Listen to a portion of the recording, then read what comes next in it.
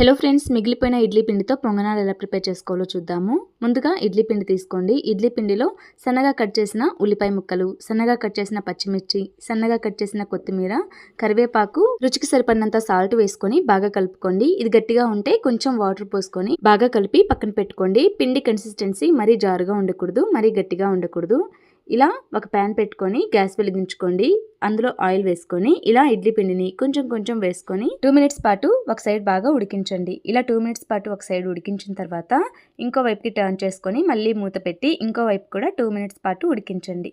ఇలా 2 మినిట్స్ తర్వాత చూడండి, మంచి కలర్లో పొంగనాలు రెడీ అయిపోయాయి. ఇంకో వైపు వేసేటప్పుడు కూడా ఇదే ప్రాసెస్లో ప్రిపేర్ చేసుకోండి. ఎంతో టేస్టీగా పైన క్రిస్పీగా లోపల సాఫ్ట్గా మంచి కలర్లో పొంగనాలు రెడీ అయిపోయాయి. ఈ పొంగనాల్ని మీకు ఇష్టమైన చట్నీతో సర్వ్ చేసుకోండి, చాలా బాగుంటాయి. ఈ వీడియో మీకు నచ్చితే లైక్ చేయండి, మీ ఫ్రెండ్స్ కి రిలేటివ్స్ కి షేర్ చేయండి. ఇంకా మరెన్నో సింపుల్ రెసిపీస్ కోసం మన నాగశ్రీ కిచెన్ ఛానల్ ని సబ్స్క్రైబ్ చేసుకోండి.